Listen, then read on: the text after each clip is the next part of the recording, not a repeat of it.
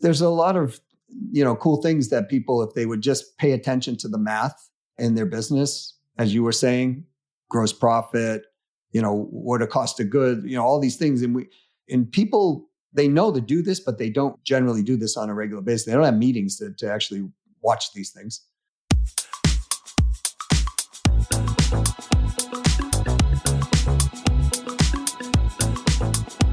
Welcome to the Profit Answer Man podcast, where business owners learn to scale their profits and cash flow and work less doing it. You built your business to fulfill your dreams and serve your mission. You're the backbone of America, creating the jobs and opportunities that keep our economy moving. And for that, you deserve to be well rewarded. We're Profit First certified. It's the first baby step in a journey we take our clients on, building cash-rich, margin-strong businesses that don't suck the life out of you. Check out the first 13 episodes of the podcast. It's Mike Michalowicz and my review of each chapter of the Profit First book. Around here, we speak cash flow, profit, and practical execution. No accounting jargon, no fluff. Most accountants, they might help you save on taxes, but they'll crush your cash flow and make you look unprofitable. That's not just a poor decision, it's a liability. We help you focus on what you love. And when we partner together, we become a profit center for your business. If we don't deliver a massive ROI on your investment in us, fire us. Want to see how it all works? Watch the video version on YouTube or head over to ProfitComesFirst.com to grab your free copy of the Profit Blueprint book and start making profit a habit. You built this business to serve your mission and your freedom. Let's make sure it pays you back big. Today, we're going to talk about my favorite subject, work less and make more money. Because let's be honest, that's why you went into business in the first place, right? So let's make it happen. Our guest is someone who's made it happen over and over again for himself and his clients. It's Doug Brown, the CEO of Sales Strategies and a master of math-based sales growth. He's not just another sales guy. He's the guy companies like Tony Robbins, Chet Holmes, Intuit, and Procter & Gamble call when they want results. He has personally generated over $900 million in sales and built 35 companies. And he's helped countless business owners double, triple, or 40x their revenue without working themselves into the ground. He's here to show you how you can do this in your business, turn it into predictable, profitable machine by fixing what's really costing you, not the symptom, but the root cause. You'll hear how to stop the bleeding, ditch your high maintenance clients, and build a business that pays you what you're worth. And of course, we always use fifth grade math, nothing higher than that. Let's meet Doug and see how we do it. Welcome to the Profit Answer Man, Doug Brown. It's great to have you join us today. Hey, Rocky. Thanks so much for having me here. I'm so grateful to be here. And I'm excited for the conversation and to learn from you. Can you share a little bit about yourself and your business?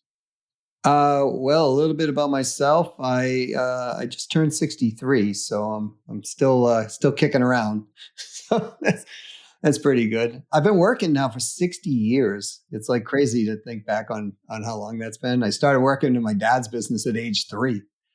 And yeah, I swept floors for 25 cents a week. I loved it. It was awesome. I got to hang out with the adults. They'd bring me to lunch at the place was called Starboard Gallery. And, they'd prop me up on the bar and they'd have their beers and I'd have my whatever, the Roy Rogers or whatever it was back then. And I don't think my mother really appreciated it. I heard her talk to my dad a few times about that, but all us boys worked with my dad, and I worked with my dad and grew side businesses while I was doing that up till about age 19, entered the military, and then had side businesses through the military.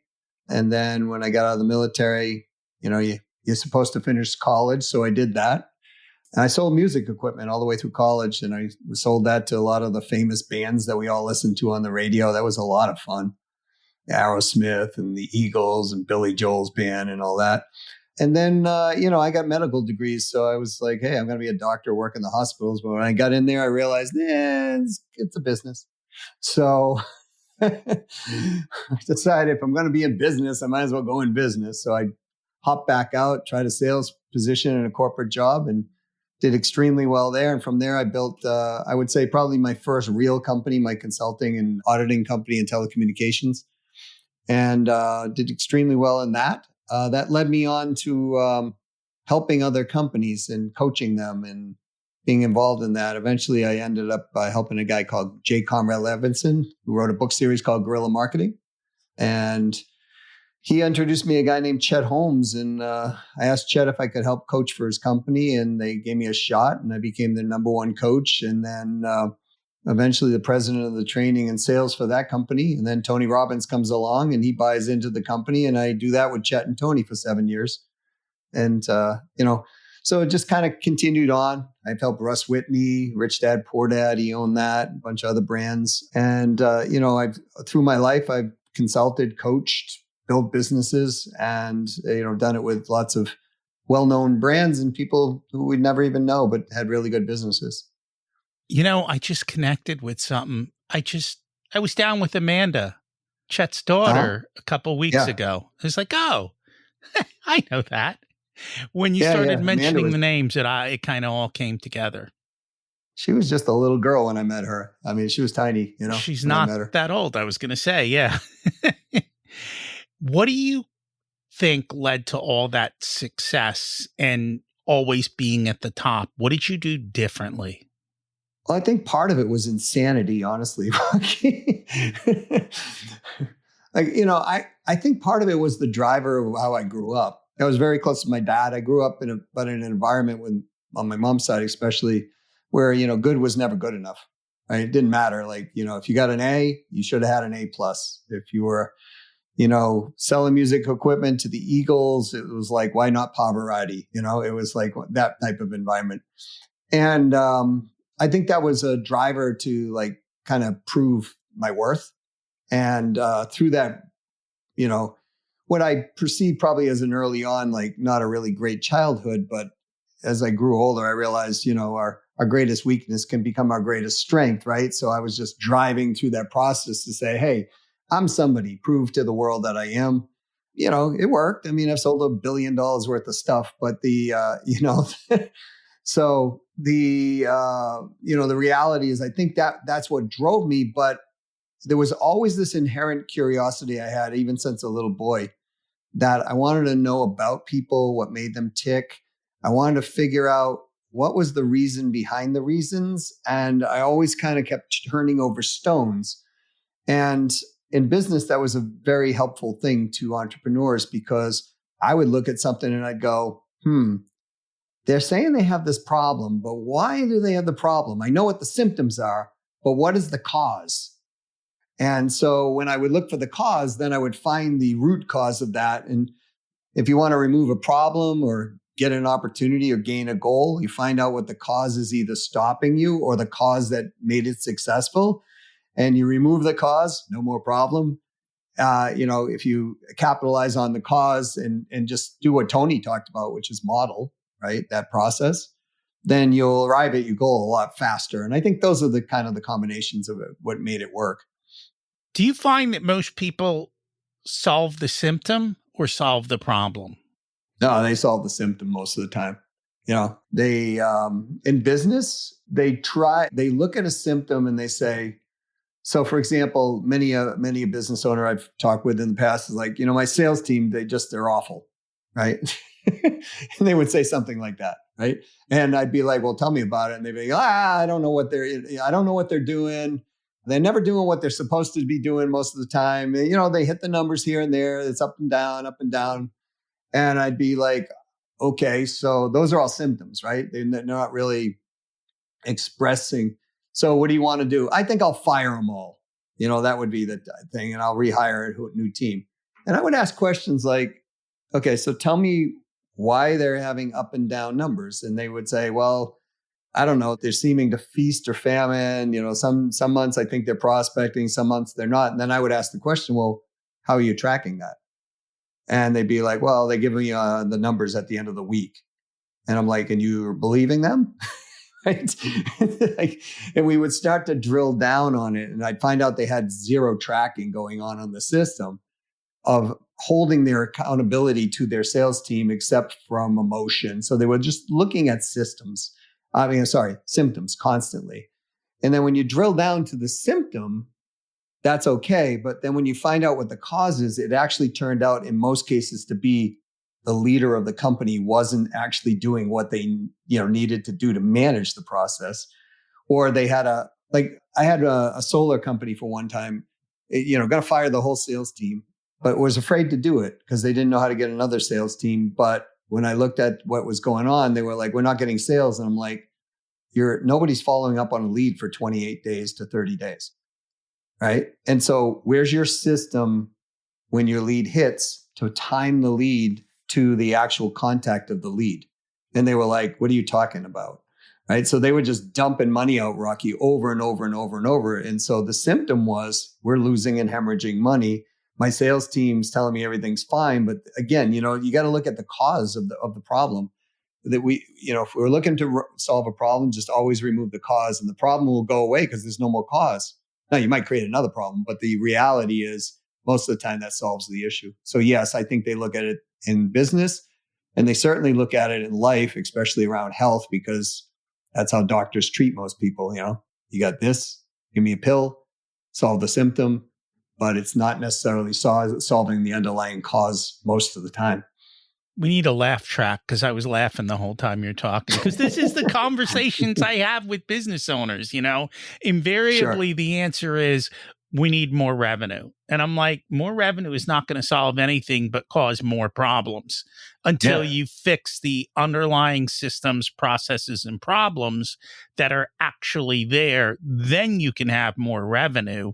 But then you might not even need more revenue. You might be able to do everything you're doing with the revenue you have if it's done well. Because at the end of the day, I'm a big fan of work less, make more. And more revenue is not always the answer to that solution. No, sometimes more revenue in a quick fashion will implode the company. And I did this by making a mistake early on in my career. I was talking to a gentleman. They did steel buildings. They pre-framed steel buildings. They stuck them up. And I did a study for him and just looked at, how can he grow, right? And I came back with that and I found this one idea and I was like, I'm not going to tell this guy because he's the type of guy that will just take it and run. And so, I told him, I said, look, here's your plan, but I'm not going to give you the plan because I know you're the type of guy who'd take this and you need to get your operations in order first and all your processes in place, because if you grow, you're going to be out of your mind. I mean, it's just the way it is. He said, no, I won't do that. I'm like, yes, you will. And we went back and forth. He's like, finally, he goes, listen, I pinky swear on my, children's soul that I will not do this. And I said, all right, well, and I gave him the information. Now he was $5.7 million when I was doing this. 3 weeks later is $8.2 million. And so I called and he wasn't calling me back. And so it was a family business. So I called his daughter and I said, hey, what's up with your dad? Is he okay? And she goes, I don't know what happened. He and the rest of this company is out of their mind. I've got people who are turning in notices to quit. I've got this going on. And I said, well, what happened? She said, I don't know. We grew by a few $1,000,000. And I was like, oh, you got to be kidding me. Did this happen? And she said, yes. And I'm like, son of a gun, he did it. Right. And so, companies can grow too fast. And when they're not looking at the foundation, it's kind of like, that one little thing that they didn't pay attention to can unravel it. So this is why we always do a sales optimization study before I'll even work with anybody anymore, because if I don't do that and they start implementing ideas and we just don't know what's underneath the what, then all these like little gremlins start crawling out sometimes. So, but yeah, I mean, but a good solid plan to grow is certainly smart. But again, if they want profit, like what you focus on profit, sometimes even growing revenue at a loss doesn't make sense. And that's the problem. I think a lot of times they don't realize that growing revenue is what's driving their losses. They just think the next sale, like they need to get over a hump. And, oh, if I get to 1 million, it'll be solved. They get to 1 million. Well, when I get to 10 million, it'll be solved. When I get to 100 million, it'll be solved. It's never going to be solved until you solve it, right? Getting to I, the problem to begin with. And that's just the reality of it. yeah, I looked at a company. I won't mention his name because people will know it. They were doing $1 billion, a little over $1 billion a year, and they were losing 70 million a year. And on the top end, it looked very like companies were doing great, right? It's kind of like I don't know what happened with 23andMe, but I'm going to make the assumption something similar happened, where you have this brand name thing that looks like it's doing really great, but underneath there's all this erosion that's going on within the company. And then, there's a focus on let's just keep growing and growing and growing and growing. And that's okay as long as it's controlled, scalable growth that is profitable. There are reasons to grow. Jeff Bezos proved this, right? There are reasons to grow without profit. If you're trying to build that type of model, or you're in an industry where you can scale it quickly and then somebody will buy you out for a higher multiple or something like that. But in most cases in business, it doesn't exist. And, there was a friend of mine, Chris, who said something to me early on in my life. He said, Doug, if you're going to build a business, build it like you're going to hold on to it because you think you're going to sell it, but you may never get a buyer. The amount of businesses that are sold versus the amount of businesses for sale is a tiny fraction. Yeah, absolutely. And when they do sell, most of them don't sell for what the owners think they're going to sell for because they've been built on either a personality or a concept that's not transferable, or the numbers just don't look really good. And so, that's why when a company goes public, they'll try to immediately widen out the profit as high as possible when they're ready to, when they try to sell, they'll widen out the profit as much as possible so that they can get a better multiple. But most business owners never build a business understanding how to exit the business. And they just get themselves in a position and they find out. I'm actually evaluating one right now, or two of them actually, that I'm looking at. And I'm like, one of them's not that big. It's doing like $1 million on the top line, but the bottom line is so bad that the company's not even worth anything, and they're like trying to get like $400,000 for this company. I don't know anybody with a brain cell in their head that would ever offer that type of money for this company because, they're just hemorrhaging, right? So it's really a fire sale asset at this point for them. So profits, and I'm always a proponent of, you can grow your revenue, but grow it intelligently and grow it with the profit, in mind. Because again, even if you're growing a company to sell it in a quick period of time, it may not sell. So turning it upside down is never a favorable thing, especially when you're using your own money. So how do we do this correctly? You and I both use the same language, but I don't like to say it out loud because people don't like to hear it. Math-based metrics, right? The entire business is a math equation. And when you understand the math of your business, it becomes really easy to make choices and decisions and see what lever point is holding you back and what small changes you can make to get everything flowing. But I don't know. People just don't like the word math. Well, who likes, there's a small population who embraces math in school, right? It's like, oh, I got math class today. Yay. Right. It's like, no, geez. But the challenge is, I think it's how they look at the word math, right? It's like when somebody, says, oh, salesperson, right? There's like a, used car, they'll start to go there. Many of people are. But it's not, like I know many used car salespeople that are just the most ethical people in the world. So it's just a perception. And we're not talking about doing advanced calculus or, quadratic equations or stuff like that. We're talking about basic addition, subtraction, multiplication, and division type math, right? Mm-hmm. So when people say math, I always say to them, they go, oh, it's a math-based system. And I go, yeah, math, blah. Right? But it's easy math, right? It's pretty 4th to 6th grade level math when it comes down to it, from my perspective. So here's the deal. Every single thing in a business that can be measured should be measured. You and I both know this, Rocky. The measurements between the metrics, the ratios between the metrics, really are the math, really, when it comes down to it. So if we take something as basic as outreaches on a sales team, sales teams reaching out to someone to try to get a conversation going. So we have outreaches, then we can measure from how many outreaches were there to how many connection rates were made. We can measure from how many connection rates to how many positive or negative responses we were getting. Let's just take that little ratio there. Outreaches to connections. If we look at the outreaches and we see the connection rate is extremely low, we can then go, aha, this methodology we're using either isn't working appropriately or we can make it better. Let's look at what it is. Now, when we look at what it is, because we're looking, let's say just make the math easy, 100 outreaches, 6 connections, really low, right? A low 6% conversion, not even conversion, just connection ratio.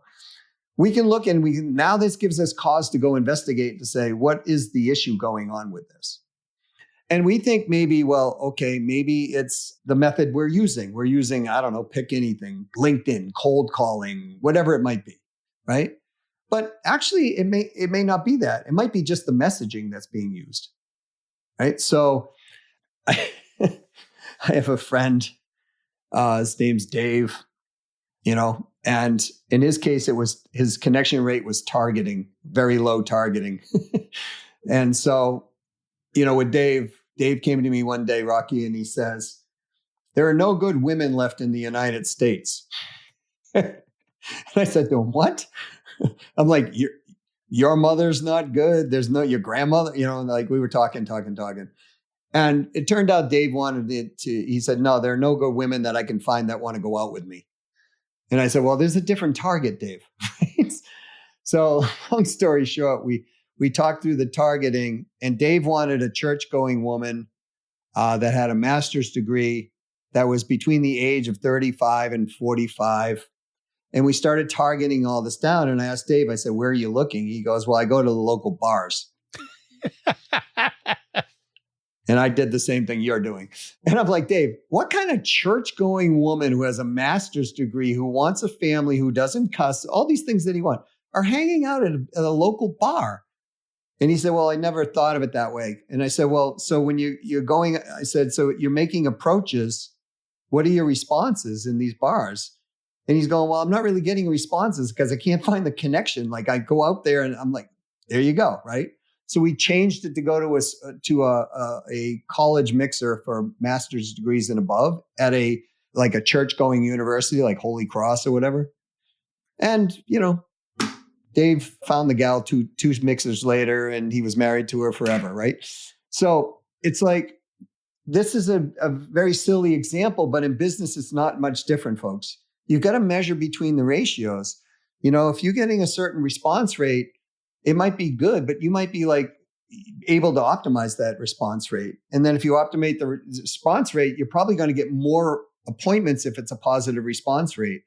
And then you can measure, how many appointments did I set? How many appointments did I get? How many appointments abandoned? How many appointments are doing this? All these ratios through your business will tell you stories. And and so there's different ratios, and you got to pick the ones that are meaningful to what we think they should be. But it's all basic math.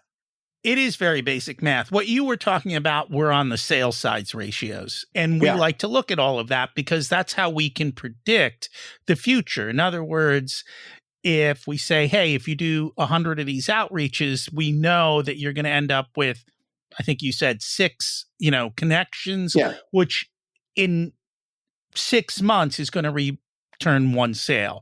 So I know if I do X today, 6 months from now, there's a good chance that I'm going to get this return. When you can map that out, you can start to predict the future. We take that further, though. There's the ratio of, hey, your gross profit. If your gross profit is here, and that ratio, you're not going to be able to pay your overhead. But if our gross profit's here, well, at that ratio, we can pay our overhead, and we have a lot. And you can go down even further than that to look at the amount of time that people take to pay. And I can look at the same business and I can just change how you get paid, and I can go from cash flowing to not cash flowing, and to blowing up a business to never worrying about money again. And so again, it's all of these things throughout every single part of the system. Yeah, yeah. And I worked with a company that it reminds me, they used to install utility poles. Fascinating business. I didn't even know, like Someone when you has think to. about a business, it's like, right? They were a newer company that less than 2 years old, and they were doing $17 million a year installing utility poles. And I asked them how their cash was flowing, and they say, well, we got a problem there. I said, what do you mean? They go, we're like 60 days out of business. And I'm like, why? And they go, I don't know. I'm like, let's look at your books. Rocky, they were 180 days in most cases. They have not collected almost $12 million.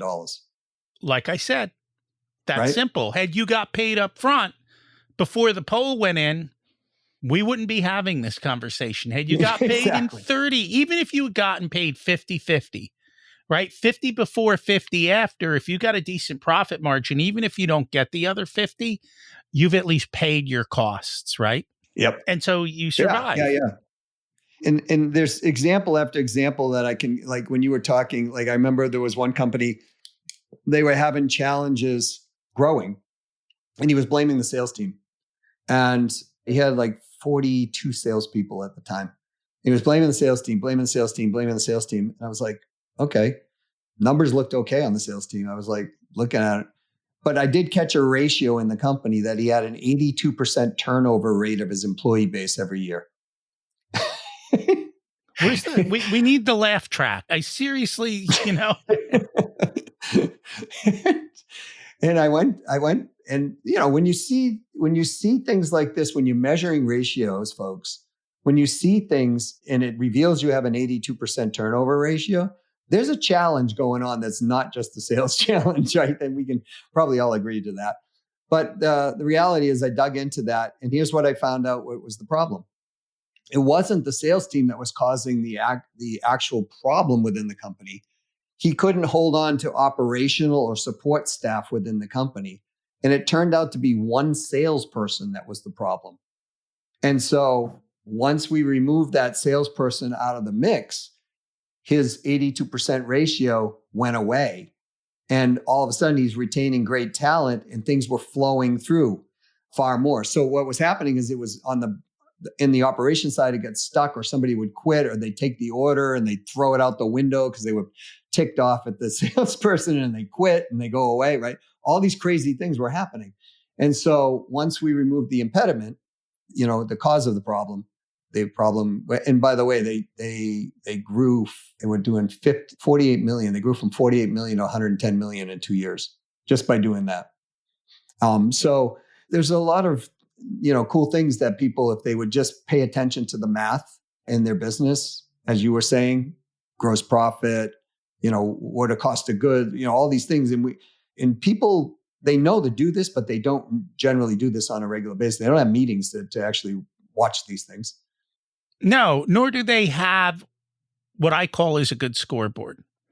Right. I just created a new scoreboard for one of my clients, and they look at cash flow every week, and I'm like, okay, but your scoreboard doesn't show you week to week. You can go see week to week by doing a little bit of work, but having everything laid out in one simple place that you can look at the line and go, oh, it's up, it's down, and being able to just immediately, or just a graph, right?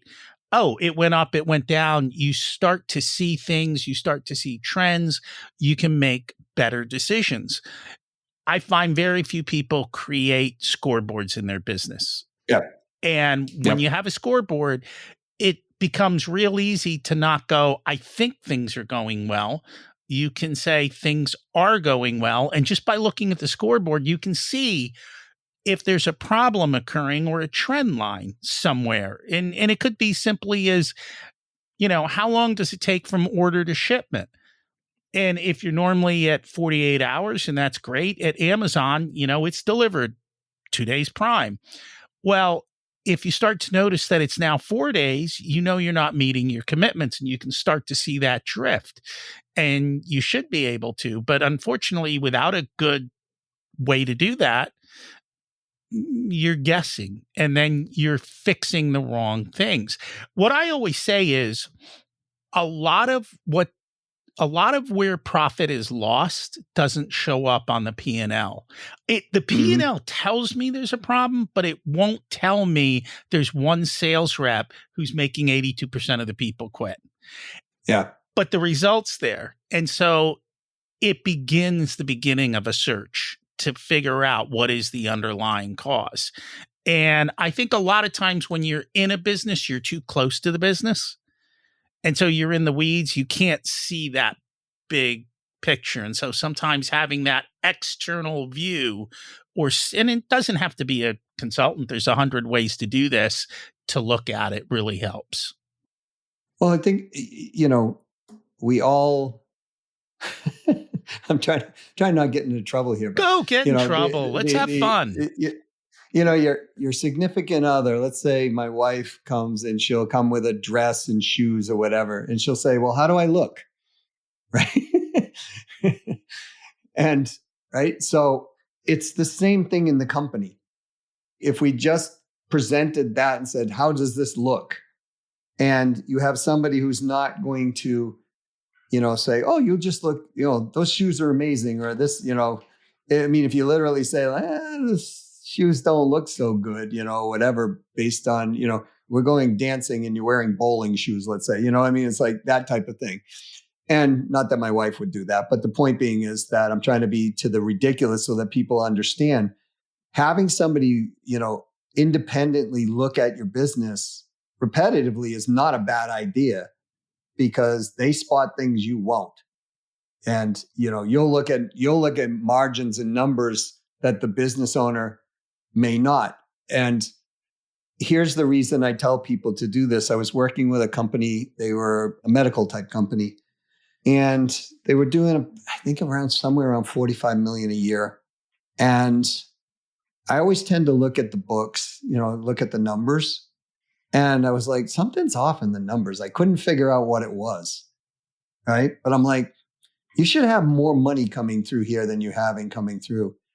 And I said, who's doing your books or whatever on this? And he's like, well, the chief financial officer is doing this and they're doing this with the bookkeeper, blah, blah, blah.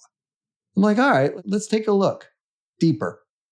Well, it turned out that the chief financial officer had embezzled about $2 million over the last 2 years out of the company. And the owner was like, no, this is a friend of mine. They wouldn't do that.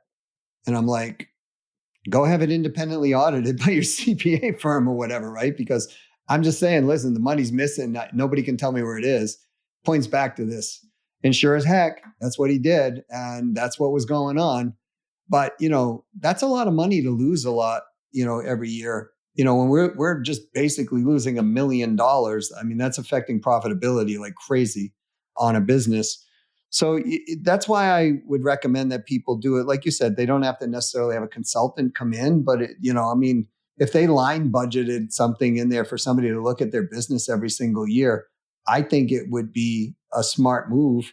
I mean, major corporations have departments looking at their numbers on a regular basis. And that's the reason why, because there's so much that could bleed out quickly. And, so they catch it. And you sure as heck on a bigger company, the IRS is sitting in their building doing that on a weekly basis, so they don't lose their money. Right. So, why not act like the bigger companies? It's not that much money really when it comes down to it, Rocky. And then the amount of money that people can head off from bleeding out of the company or capitalize on something that's happening. And just, not only just on the expense side, but on the opportunity side of the business as well.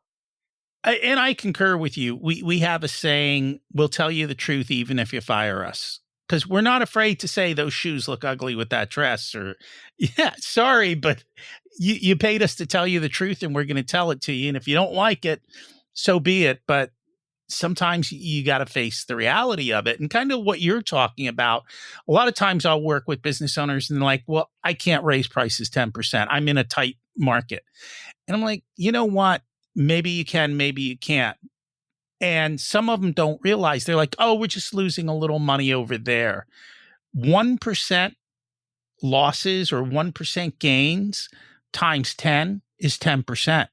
And for a lot of businesses, 10% might be double the profit you're making now. It might be Right. taking you from zero profit to 10% profit. If you're a $10 million company, that's $1 million, right? So the metrics make a big, big difference depending on size.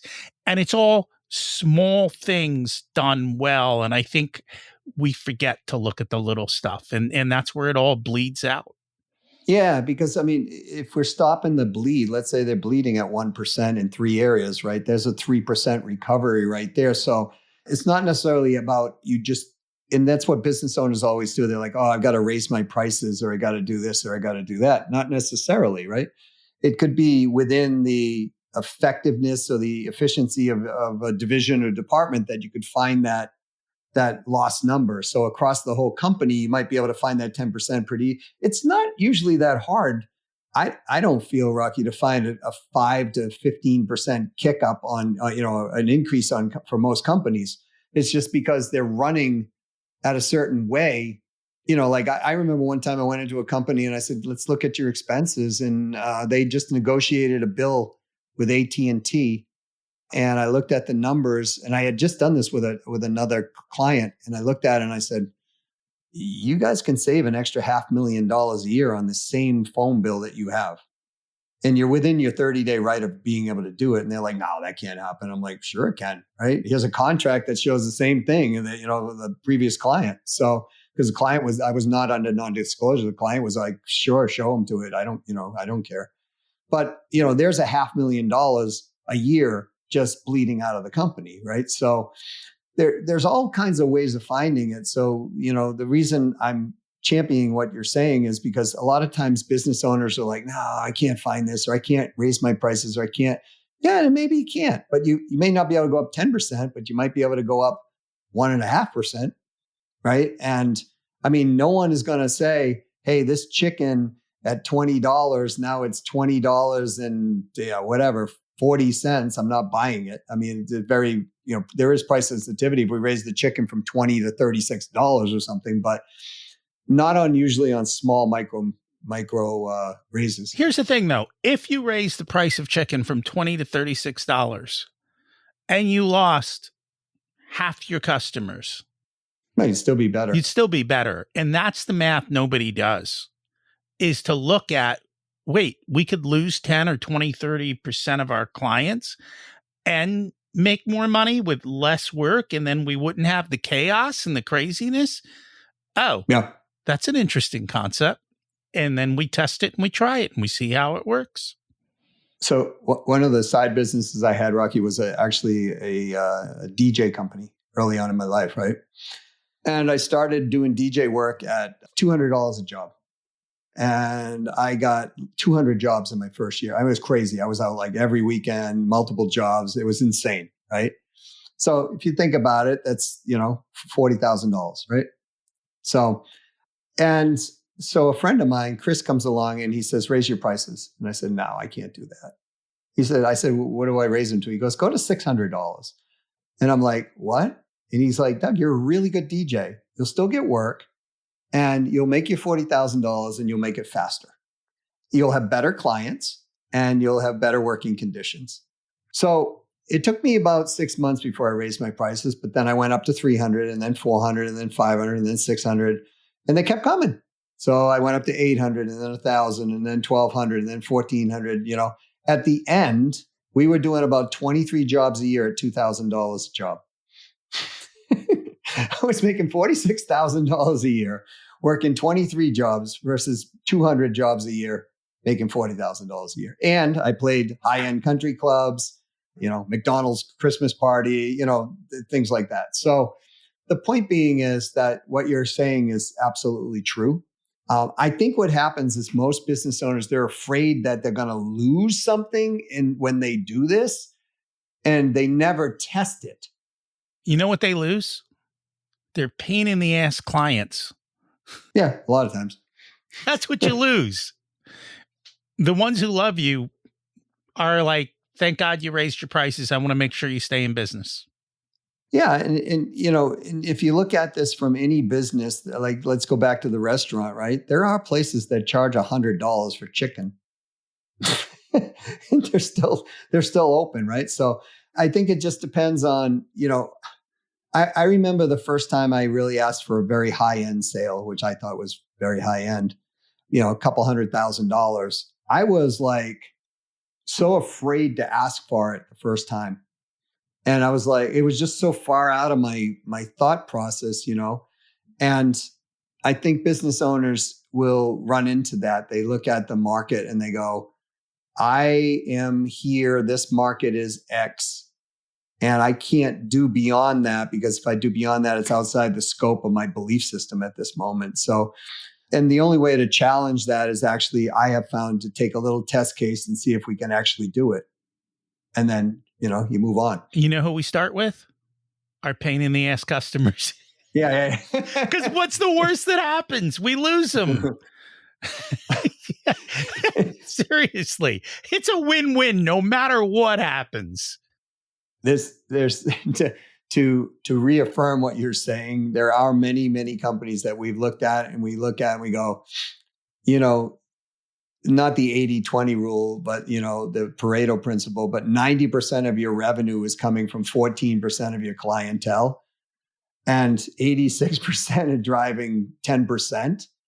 But when you look at your cost invested in that 10%, it's 5 times, 4 times what it would be to actually go at these other clients, or twice, or whatever it could be. And so that's where you run the math, just like we were saying earlier. And it's like, okay, so what if you took all that energy you're putting into the 10% and you stuck it back into the 90%, and you automated it or sold off that portion of the business or whatever? There's all kinds of ways to do this, but just most people, Rocky, from my perspective, most of the time it's just fear, right? People are like, I can't do this because if I do, and usually I see on the sales side a lot, the owner is held hostage by some sales team members because of fear, right? It's like, well, if I get rid of X, Y, and Z, they're the big part of my revenue, and they're neglecting the other parts. So my philosophy is always like, let's get some people in, 3 more people who rival X, Y, and Z, and then you won't be held hostage anymore.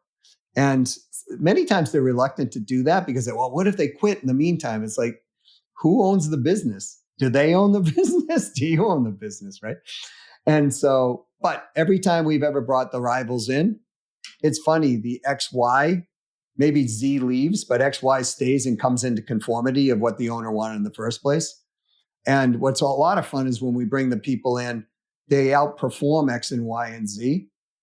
And so that's why Z left, because Z doesn't want to work that hard and knows that she or he's never gonna. So it's like, it's always this like little, game, fear, faith, on each side of the fence. But for most business owners, I will say that I don't know of one case where business owners got hurt by actually looking at the math, running the business by the metrics. And it's objective at that point versus subjective. And it's a lot easier to make decisions off of objective data versus subjective. I completely agree with you. And yeah, I think it's very enlightening conversation. It's one that I have every day with my clients, and it's what people have to do. So let's face it, most of this math is below 5th grade level. I always say you don't have to be smarter than a 5th grader to do it. It's pretty simple. And once you start doing it, you'll just kick yourself for not doing it sooner, because it will compound out. It always shakes out to something meaningful, right? And the thing is, you don't have to be really good at math. And I didn't know, my wife, super brilliant lady, she has a master's in mathematics. And she tells me, she's like, how do you flip numbers in your head like that? I'm like, you're a mathematic. She's like, Doug, math isn't designed for math. It's designed to solve problems. And so when I heard that, I was like, okay, that's what we do. We measure to solve problems or, help out in some capacity. So the math doesn't have to be complex math. It's very easy math. And, because when people hear math, they get fearful about, oh, I can't do this. But all you have to do is take a look at what's going on and put some metrics and measurements against it. it'll start telling you a story for sure. They will. And if you don't want to, you can hire somebody like us and Yeah. we'll do the math. Who likes We'll doing show this you the every day? story and then you can make the change. And that works too. Yeah. All of it works that way. If people would like to learn more about you and your services, how do they find you?